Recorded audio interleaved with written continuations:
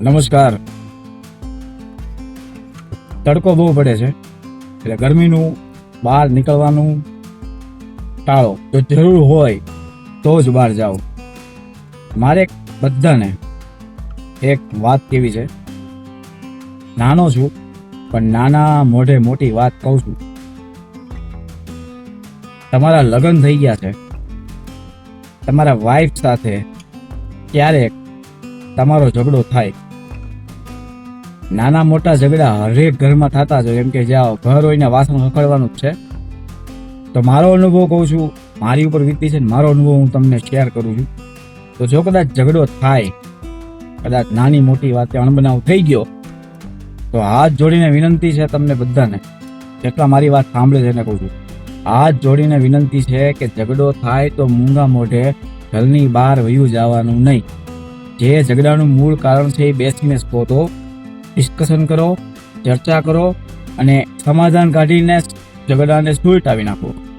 એનું કારણ છે કે તમે બહાર જેવા જાશો એટલે મનમાં તો એ જ વિચાર હશે કેમ બાધી હું થયું હું નહીં, XY Z બેયમાં. હવે તમે મોબાઈલ કાઢો, મોબાઈલમાં ઇન્સ્ટાગ્રામ જ જોવાના બધા. હવે ઇન્સ્ટાગ્રામનું અલ્ગોરિધમ એટલું ખતરનાક છે ને કે તમારી વાતને પકડીને તમને અલ્ગોરિધમ એ જ વસ્તુ બતાવશે જેમાં પુરુષ સાચો, મહિલા ખોટી, મહિલા હોય તો મહિલા સાચી ને પુરુષ ખોટો.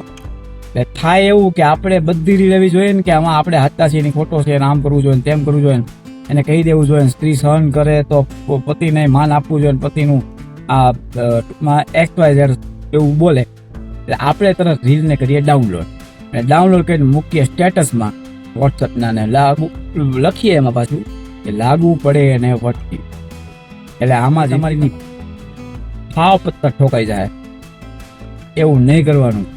ઇન્સ્ટાગ્રામ તો નહીં જ ખોલવાનું. ખોલો તો ખાલી મનોરંજન માટે ખોલો. અલ્ગોરિધમ એવું છે ઇન્સ્ટાગ્રામનું કે તમને બધું એ જ બતાવશે જે તમે ઝઘડા કરીને આવ્યા છો. પુરુષ હોય તો પત્ની ખોટી, પત્ની હોય તો પુરુષ ખોટો. આમાં તમારી જિંદગી ડખે ચડી જાય. બરાબર? એટલે રિક્વેસ્ટ કરું છું, પ્લીઝ ઇન્સ્ટાગ્રામ તમારું ઝઘડાનું મૂળ કારણ શોધીને તમને બતાવશે અને ઝઘડાવશે. દૂરી વધશે, ઓછી તો નહીં જ થાય. અને બીજી વસ્તુ એક કહું, ખાલી જસ્ટ કદાચ પુરુષોને કદાચ ખોટું લાગીએ કે હું એક પુરુષ જ પણ ઈચ્છું કે આપણે તો હાલો કામ ધંધો કરવા માટે જઈએ, બેસીએ, બે ચાર ભાઈબંધારે વાતો કરીએ, ટપરી પર ચાય પીએ, પાન માવો ખાઈએ, હળવા થાઈએ, બરાબર છે. પછી સ્ત્રી પાત્ર ક્યાં જાય, કોને કે, એના મનમાં હોય કોને કેવું, શું કરવું,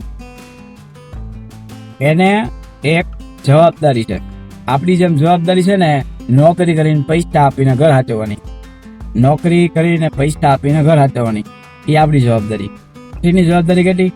સવારે ઉઠવાનું, ચા બનાવવાની, ખાવાનું બનાવવાનું, બાળકોને હાચવવાના, ઘરનું ધ્યાન રાખવાનું, મહેમાનનું ધ્યાન રાખવાનું, વડીલનું ધ્યાન રાખવાનું, કપડાં ઇસ્ત્રી કરવાના, કપડાં મૂકવાના, મોજા ઠેકાણે મૂકવાના, પછી વાળવાનું, પોતું કરવાનું, કપડાં ધોવાના, વાસણ ઉટકવાના. આ બધી જવાબદારી સ્ત્રીને આવી. બરાબર? એટલે સ્ત્રી છે ને એ મશીન નથી, માણસ જ છે. એનામાં હોર્મોન્સ ફેરફાર થાય, એમાંય તે કામ કરવાની શક્તિ ઓછી થાય, એને તે લોહીની કમી થાય, એને થાક લાગે. બરાબર? થાક લાગે એટલે થાકી જાય. હવે એ થાક લાગે તો કે કોને? આપણને, એટલે પતિને. પતિને કહે તારા તો રોજ રોજના નાટક છે, કેમ ભાઈ? એવું નહીં કરવાનું. એને તમારા પ્રેમની જરૂર છે. જો પ્રેમ આપશો ને તો 100% તમારી હારે રહે. બરાબર? અને પ્રેમ નહીં આપો તો એ રહે તમારી હારે પણ પ્રેમ નહીં હોય. બરાબર? એટલે બધું જિંદગીમાં હાલતું જ હોય, ઉતાર ચડાવે હાલતા જ હોય, પણ શાંતિ રાખીને જીવન જીવવાનું તો 100% જીવન જીવવાની મજા આવશે, આવશે, આવશે.